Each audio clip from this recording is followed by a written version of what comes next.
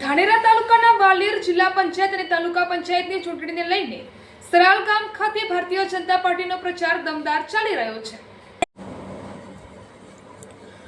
ધાનેરા તાલુકાના વાલિયર જિલ્લા પંચાયત અને તાલુકા પંચાયત સીટની ચૂંટણીને લઈને સરાલ ગામે ભારતીય જનતા પાર્ટીનો પ્રચાર દમદાર ચાલી રહ્યો છે। ઉમેદવારોને સાથે રાખી સુરેશભાઈ ચૌધરી અને પ્રીતિબેન પટેલ દ્વારા ભારતીય જનતા પાર્ટીએ કરેલા વિકાસ કામોને લઈને મત માંગી રહ્યા છે અને મતદારો પણ ઉત્સાહભેર ભાજપના ઉમેદવારોને વધાવી રહ્યા છે। તેમજ ઉમેદવારોએ પણ ખેડૂતોના પ્રશ્નોનો નિકાલ લાવવા માટે તત્પર વિશ્વાસ આપી રહ્યા છે।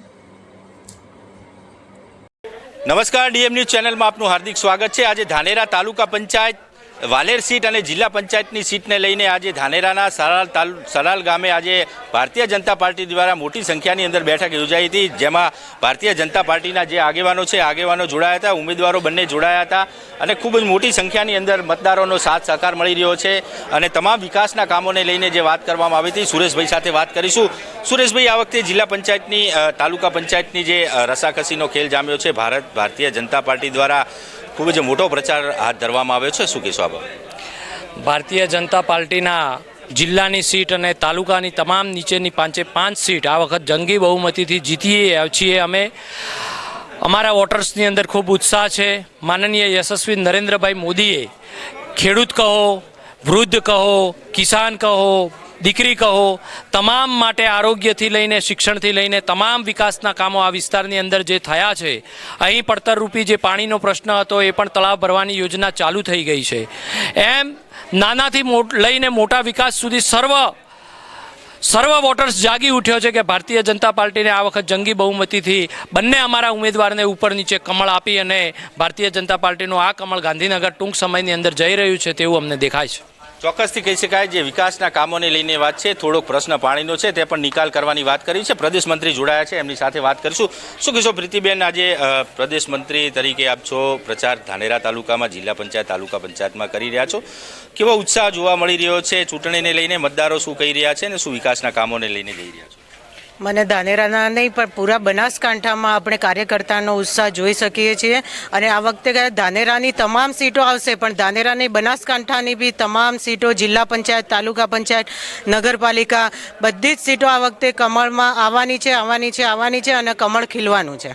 ચોક્કસથી કહી શકાય કે કમળ ખીલવાની વાત છે। કાંતિભાઈ સાથે પણ વાત કરીશું। કાંતિભાઈ, શું કહેશો, કેવો મતદારોનો તમને સાથ મળી રહ્યો છે અને શું વિકાસના કામોને લઈને જઈ રહ્યા છો? અહીંયા આજે સરાળ ગામે અમારા વાલેર જિલ્લા પંચાયતની અહીંયા બેઠક હતી, ગામમાં રાવણું દેશી ભાષામાં કહેવાય સભા હતી, એમાં ઉપસ્થિત અમારા પ્રદેશ મંત્રી શ્રી, અમારા આગેવાન સુરેશભાઈ સાહેબ હતા।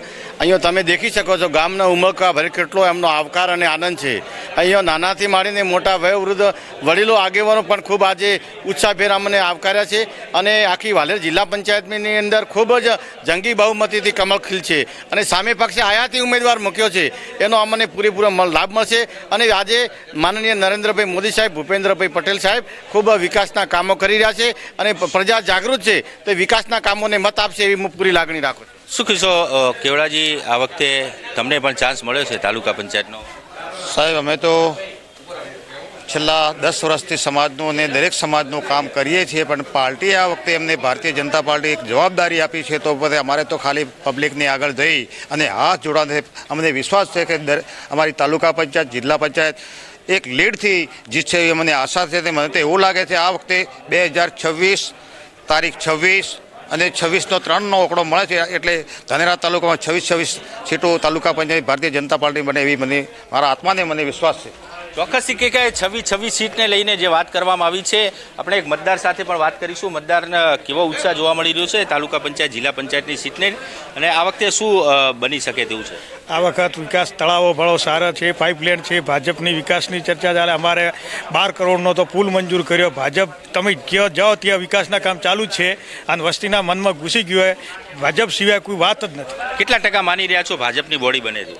અમે તો 26 ધારા છે, કોઈ એક બે જાય તો ખબર નથી, 26 આવી જોઈએ અમારા મતે તો। ચોક્કસથી કહી શકાય કે જે 26 સીટને લઈને જે વાત કરવામાં આવી રહી છે, 26 સીટોની તાલુકા પંચાયતની સીટો આવી રહી છે, 5 જિલ્લા પંચાયતની છે, તેમાં પણ દાવો કરી રહ્યા છે કે તમામ સીટો આ વખતે ભારતીય જનતા પાર્ટીની બનશે અને ભારતીય જનતા પાર્ટીનું કમળ ખીલશે તેવું આગેવાનો કહી રહ્યા છે। મહેન્દ્ર સોલંકી સાથે ધીરજ પરમાર, ડીએમ ન્યૂઝ, ધાનેરા। દીકરા રૂપી બધું જ કહી દીધું, મારે કોઈ ખાસ હવે બોલવાનું નહીં। હું તમારી દીકરીઓ તો થોડીક તમને એક રિક્વેસ્ટ કરી શકો કે આપણા ધાનેરા તાલુકામાં ક્યાંક ને ક્યાંક આપણે ઇલેક્શન ટાઈમે પાછા પડી જઈએ. ભારતીય જનતા પાર્ટીએ આપણા માટે એટલું બધું આપણને આપી દીધું હોય તો એ ખબર નહીં ઇલેક્શન ટાઈમે જેમ સુરેશભાઈ કીધું કે શું થઈ જાય છેલ્લા 10 દિવસમાં કે આપણે પાછા પડી જઈએ. આજે તમે જુઓ કે વિશ્વમાં ભારતનું નામ આજે વિશ્વમાં લેવાય. આજે ડંકો વાગી રહ્યો હોય ભારત દેશનો. આપણા ગુજરાતનો રાજ્યનો વિકાસ આજે વધી રહ્યો હોય, પણ જ્યારે આપણે ધાનેરા હંમેશા પાછળ જ જતું જાય. બનાસકાંઠાની આપણી જિલ્લાની સીટ કેટલા વર્ષોથી આવતી નહીં. કેટલા જ્યારે અમે પ્રદેશની બેઠકમાં બેઠા હોય ત્યારે સાહેબ વાતો કરતા હોય તો હરેક ટાઈમ કે બનાસકાંઠામાં આપણે સીટની ખોટ ક્યાંક રહી ગઈ. બનાસકાંઠાની 1995માં છેલ્લે આવી હતી, ત્યાંથી આપણી બનાસકાંઠાની સીટ આપણે નથી આપી શક્યા. તો આપણી જવાબદારી આજે ભારતીય જનતા પાર્ટી આપણા માટે કેટલું કરે, કેટલી યોજના હોય. નાની દીકરીથી એ વિચારે, એમને નાની દીકરીની પરવા, એમના ભણતરની ચિંતા છે, આપણા વડીલોની ચિંતા, યુવાનોની ચિંતા, આરોગ્યની ચિંતા, શિક્ષણની ચિંતા. આજે કેટલું મા કાર્ડ આપ્યું હોય આપણને, 10 લાખ સુધીની સહાય આપે આપણને, 10 લાખ સુધીની. અમે વીમો આપણે લેવા જાય તો 25,000 રૂપિયા એનું પ્રીમિયમ આવે, તો એ આપણને 10 લાખ સુધીની સહાય. ને એવું નહીં કે ખાલી સરકારીમાં, એ આપણને પ્રાઇવેટ હોસ્પિટલમાં બી આપણે જઈને સેવા લઈ શકીએ. આજે આપણે ગામડાનો નાનામાં નાનો મધ્યમ વર્ગનો માણસ છે, એને કોઈક ધંધો ચાલુ કરવો હોય, ઓપણને આ 10 દાડા કોઈ જિલ્લાની વાતો કરશે, કોઈ અપક્ષની વાતો કરશે, કોઈ આ નેતા ધમકી આલે છે આવી વાતો કરશે, અને આપણને આપણી પ્રજા ભોળીએ, આ વિસ્તાર ભોળો હોય તો ભોળવી અને ભારતીય જનતા પાર્ટી જે 15 વર્ષથી વિકાસથી વંચિત થઈને આપણો તાલુકો બેઠો હોય માટે હવે મોરાઈ બરડ ખમાતા ને ઉપર જા એટલે વાદે જર બળતા હોય અમે આગેવાન કે હે હવે બસ. તો અમે અને માવજીભાઈ સાહેબ બે ધારાસભ્ય જ્યારે હવે આપણને મળ્યા, આપણા હાથે જોડવાના, તો અમારા બંનેનું આ બંને આગેવાનોનું મૌન રાખી અને ભારતીય જનતા પાર્ટીના બંને કમળ ચૂંટી અને આપ સૌ મોકલશો એવી દુધેશ્વર મહાદેવના સાક્ષી આપ સૌને અપીલ કરો છો. આ વિસ્તારનો દીકરો છો.